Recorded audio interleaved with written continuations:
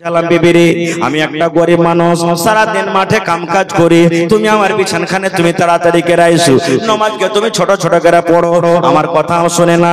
এবার আমি আবার তাকে দ্বিতীয় দিন বললাম, তাও শুনে না। তৃতীয় দিন বললাম, বিবিরে তুমি আমার বিছানায় এসো রে বিবি, আমার বিছানায় ঘুম আসে না, সারা দিন আমি খাস্তা হয়ে থাকি, ক্লান্ত হয়ে থাকি, আমার বিছানায় ঘুম আসে না, এসো বিবি তুমি আমার বিছানায় এসো। কিন্তু আমার বিবি আমার কাছে আসে না।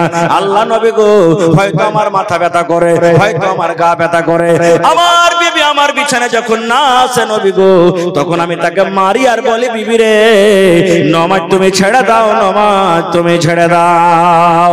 এই কথাটা যখন বললেন, এবার নবীজি আমার ফতোয়া দিয়ে দিলেন, হে মহিলার দলেরা তোমরা শোনো, তোমাদের স্বামী যখন বাড়িতে থাকবে তখন তোমরা লম্বা লম্বা করে সূরা তেলাওয়াত করিও না। কোরআনে যেগুলা ছোট ছোট সূরা, সূরা নাবা ছোট সূরা, সূরা তারিক ছোট সূরা, সূরাতুল আলাক ছোট সূরা, এই ধরনের ছোট ছোট সূরা পড়ে তোমরা নামাজ পড়ো। আর নামাজ পড়ার সাথে সাথে তাড়াতাড়ি করে তোমরা নিজের স্বামীর পাঞ্জরে তোমরা চলে যাও। আর একটা নবীজি বললেন কি, হে সাহাবে, এটা তো বুঝতে পারলাম যে নামাজের হালাতে কেন মারি, তাহলে রোজা কেন তার ভেঙে দাও। এবার বললেন, নবী গো এই জন্য আমি রোজা ভাঙি, আমি একটা আপনার গরিব সাহাবে, আমি খাজুরের গাছে পানি দিই, খাজুরের গাছে আমি পানি দিতে চলে যাই, আমি সারা দিন কাম কাজ করার পর এবার আমি সন্ধ্যাবেলাতে বাড়িতে আসি, নবী গো যেদিন আমি বাড়িতে থাকি সেই দিন আমার বিবি রোজা করে, আর যেদিন আমি না থাকি সেদিন কাজে চলে গেলাম সেদিন রোজা করে আছে, ভালো কথা কোনো কথা নয়। আর যেদিন আমি বাড়িতে থাকি সেদিন আমি বিবিকে বলি, হে আব্দুল্লাহর মা, হে হালেমার মা, তুমি আজ রোজা করিও না বিবি রে, তুমি আজ নফল রোজা রাখিও না, আজকে আমি বাড়িতে আছি, রোজাটাকে তুমি ভেঙে দাও, রোজাটাকে তুমি ছেড়ে দাও। আমার বিবি আমার কথা মানে না, নবী গো শুনে না, রোজা কিন্তু রাখে, রোজাটাকে ভাঙে না। এবার নবী আপনি বলেন তো, আনা সাবুন, আমি একটা যুবক মানুষ, নওজোয়ান মানুষ, নিজের যৌবন কালকে আমি থামতে না পেরে এবার আমি আমার বিবির রোজাটাকে আমি ভেঙে দিই, আমার বিবিকে আমি ছাতু খাইয়ে দিই, কিংবা আমি তার মুখে পানি দিয়ে দিই, কিংবা তার মুখে খাজর দিয়ে দিই, কিংবা তাকে বিছানে নিয়ে চলে যায়, তার রোজাটাকে আমি এই কারণে ভাঙি, স্বামী স্ত্রীর যেটা হক আছে নবী গো, সেই হকটা আমি পূরণ করার জন্য আমি রোজা ভেঙে দিই। দুটা প্রশ্ন করব আপনাকে। প্রথম প্রশ্ন, সেই সাহাবী নিজের বিবিকে কেন মারতেন নামাজের হালাতে? সামনে থেকে উত্তর দেন। সাফওয়ান বিন মুআত্তাল রাদিয়াল্লাহু তাআলা আনহু নামাজের হালাতে বিবিকে কেন মারতেন? হায় হায় হায় হায়, আল্লাহর নবী দিনার নবী গো, নবী ছিলেন দিনার দেওয়ানা, দেখা নবীর মুজিজা, ভাগবতী মা খাদিজা সইপা দিলেন জীবন আর জৈবন। আল্লাহর নবী দিনার নবী গো, নবী ছিলেন দিনের। বলতে পারলেন না? কেন মারতেন? লম্বা তেলাওয়াত করার কারণে, নাকি দুটা কইরা লম্বা লম্বা সূরা পড়তেন, তার কারণে বিবিকে মারতেন, নাকি? এটা তো কারণ। আমার বলার উদ্দেশ্য বন্ধুরে, ওই মহিলা কত কোরআন জানতেন, ওই মহিলার কত কোরআন মুখস্থ ছিল, ওরে সুবহানাল্লাহ। দুটা করে যদি লম্বা লম্বা এক এক রেখাতে সূরা তেলাওয়াত করেন তাহলে তার কোরআন কত মুখস্থ ছিল। কিন্তু হতভাগা মুসলমান, আজকে আমাদের গান এবং গীত মুখস্থ রয়েছে কিন্তু আমাদের কোরআন মুখস্থ নাই। আছে? বলেন আছে? মহিলা নিজের স্বামীর উপরে কেস করার জন্য চলে গেছেন, তার স্বামীর নাম হলো সাফওয়ান বিন মুআত্তাল রাদিয়াল্লাহু তাআলা আনহু। স্বামীর ব্যাপারে কেস করতে গেছেন। কেমন কেস? খাইতে দেয় না জিনা, কাপড় দেয় না জিনা, মারাপিটা করে জিনা, তরকারি দেয় না জিনা। কেমন কেস? সহিহ হাদিস ভালো করে শুনেন। আল্লাহ রাসূল সাল্লাল্লাহু আলাইহি ওয়াসাল্লাম বসে আছেন, সাহাবা কেরাম বসে আছেন, আপনারা যেমন জালসা শুনছেন, আর আল্লাহ নবীর পাঞ্জরে ওই মহিলাটার পুরুষ মানে স্বামীও বসে আছেন, যার ব্যাপারে শেখাত দিয়ে গেছেন। মহিলা সুন্দরভাবে পর্দাশীল, হ্যাঁ, চলে গেছেন, আসসালামু আলাইকুম। ওয়া আলাইকুম সালাম। নবী বলছেন, কি ব্যাপার, কে তুমি? এবার মহিলা বলতে লাগলেন, ইয়া রাসূলুল্লাহ, সাফওয়ান বিন মুআত্তাল আমার স্বামী, এই যে আপনার পাঞ্জরে বসে আছেন নবী গো, তিনখানা আমি কেস নিয়ে এসেছি, শিকায়েত নিয়ে এসেছি। এক নম্বর শিকায়েত নবী গো, আমি যখন নামাজ পড়ি, নামাজের হালাতে আমার স্বামী আমাকে মারে।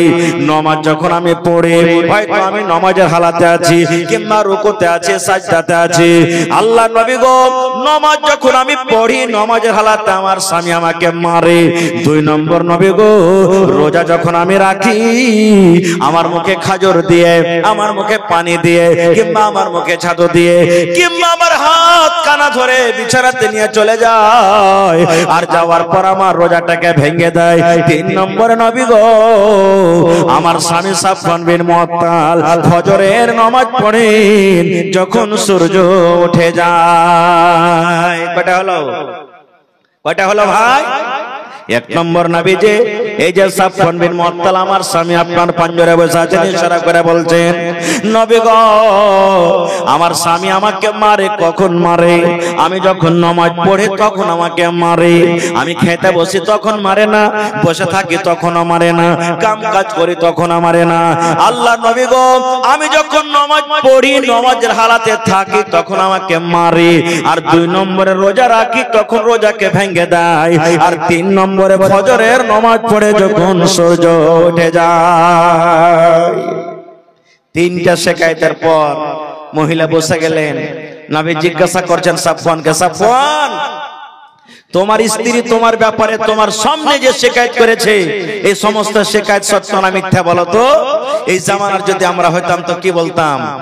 লাখ মুখকে চড়িয়ে দাঁত গালাকে একবারে গরম করে, শরীরকে গরম করে, চোখকে টেরা করে দেখে রাগে মনে মনে বলতাম যে তুই বাড়িতে চল, তোকে দেখাচ্ছি, তোকে খাইতে দিচ্ছি, কাপড় দিচ্ছি, সব কিছু বলতাম।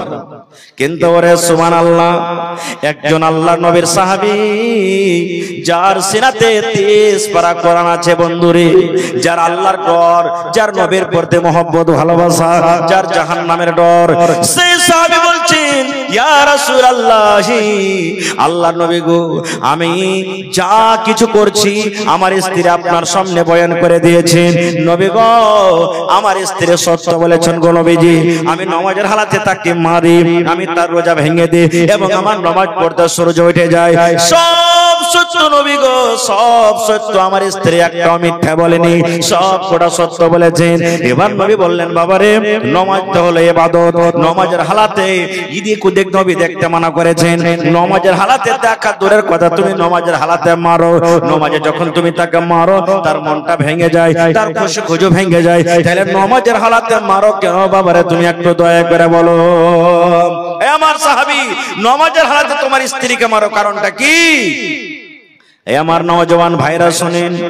এবার সাফওয়ান রাদিয়াল্লাহু তাআলা আনহু বলছেন, ইয়া রাসূলুল্লাহ, আল্লাহ নবী গো, আমার স্ত্রীকে নামাজের হালাতে আমি কেন মারি? তাহলে শুনেন নবী গো, আমি একটা গরিব মানুষ, সারাদিন কামে কাজে মাঠে চলে যাই।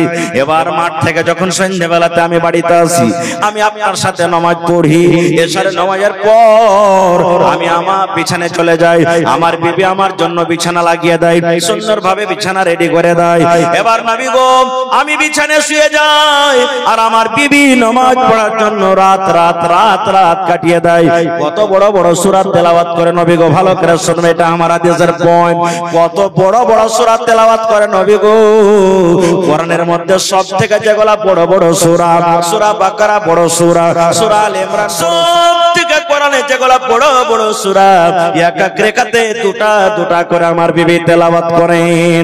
এক রাকাতে দুটা করে বড় বড় সূরা, অর্থাৎ এক রাকাতে দুটা করে সূরা পড়ার মানে হলো 4 পারা কিংবা 4.5 পারা করে কোরআন এক এক রাকাতে আমার বিবি তেলাওয়াত করেন। তারাবির নামাজ পড়ছেন? পড়ছেন কি ভাই? পড়ছেন না? পড়েন। ইমাম সাহেব যদি খালি 5 আয়াতের জায়গাতে 6 আয়াত পড়ে দেয়, সালাম ফিরার পর কত লোক বলে দেবেন, হাজী ওস্তাজি বামুলি সাহেব, তোমরা কে মশা টসা লাগে না নাকি? গরম টরম লাগে না? একটু ছোট ছোট করে পড়ো। মানে 1 ঘন্টার ভিতরে এশার, সুন্নাত, বেতুর, 8 রাকাত তারাবি সব শেষ হয়েছে না? হয় না? ওরে সুবহানাল্লাহ। সাহাবী বলছেন হুজুর আমার বিবি এক রাকাতে দুটা দুটা করে বড় বড় করে সূরা তেলাওয়াত করেন। এবার আপনি বলেন নবী গো নামাজ পড়তে পড়তে 4 রাকাত নামাজ পড়তে পড়তে কোনদিন রাত 12টা হয়ে যায়, কোনদিন রাত 1টা হয়ে যায়, কোনদিন রাত 2টা হয়ে যায়, কোনদিন মুয়াজ্জিন সাহেব ফজরের আযান পর্যন্ত দিয়ে দেন। দুটা সূরা কোন রকম ভাঙা চোরা করে ইয়াদ করব, শুধু খালি বিয়ে শাদী করার লেগে।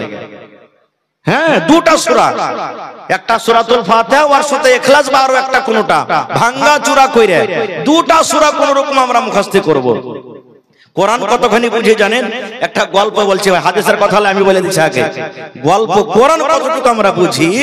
একটা ইমাম সাহেব এক মসজিদের ইমাম ছিলেন, নামাজ পড়ছেন তো ইয়াসিন সূরা পড়েছেন। কি পড়েছে? জোরে পড়ে ইয়াসিন সূরা। কোরআনে একটা সূরার নাম আছে সূরা ইয়াসিন, আর মানুষের নাম ইয়াসিন, মেলা মানুষের নাম আছে না নাই? তো মৌলভী সাহেবের হাফিজ সাহেবের যেটা জাগির ওয়ার নাম হলো কি ইয়াসিন।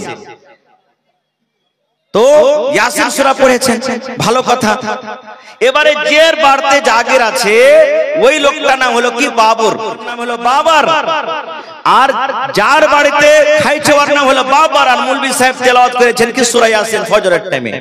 মসজিদের ভিতরে একটা আছে লোক, ওর নাম হলো ইয়াসিন। ফজরের নামাজ পড়ে কত বড় হুঁচলা লোক, গার্জিয়ান বাড়ি এসে বাড়ি আসার বউ বেটিকে কইছে গে শুন, কইছে কি হয়েছে জি আব্বা?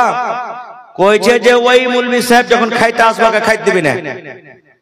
কইছে কেন জি আব্বা? বউ গলা কইছে যে হালার বেটা হালা, ওয়াকে আমি খাইতে দিছি, পিনতে দিছি, কাপড় ধরি সব দিছি, আর ও নমাজে আমার গুন গায়ে আমার বাড়িতে খায়া আমার নাম লিয়ে ওই ইয়াসিন কোনদিন খাইতে না, ওর নাম নমাজে পড়ছে। এই দেখেন কতখানি বুঝছে কোরআন। মৌলভী সাহেব খাইতে এসে 9টার সময়তে, খাইতে দেয় না ভাই, চকিতে বসে আছে, খাইতে দেয় না, বহু বেটে গেল সবই দিকুতি কাছে। 2-4-5 প্লেট ওহার পর দেখে তখন ইমাম সাহেব বলছে যে হাগে খালা খাইতে খাইতে দিবি না তোরা? কইছে হ্যাঁ শ্বশুর মানা করছে। কইছে কেনে? কইছে তুমি যে বেলে ফজরের টাইমে কোন ইয়াসিনের নাম লিয়েছো, ও খাইতে দেয় না তোমাকে একদিন, তাও আর নামাজের নাম লিয়েছো। আর হাস শ্বশুর তোমাকে খাইতে দিয়েছে, হাস শ্বশুরের নাম বাবার, তুমি এক কোটি নাম লিয়েছো। হ্যাঁ মৌলভী সাহেব তো মানতিক পড়া লোক, বলছে আল্লাহ ব্যাপার কি হলো? হয়তো আমাকে জায়গা ছাড়তে হবে, আর না হইলে কোনো ব্যবস্থা করতে হবে। ভাই আমি গল্প বলছি শুধু বুঝার জন্য আপনাকে। তারপর দিন তখন বলছে যে ঠিক আছে, জাগিরের তো দিল জিততে হবে, না দিলে তো আমাকে মসজিদ থেকে হাঁকিয়ে দিবে।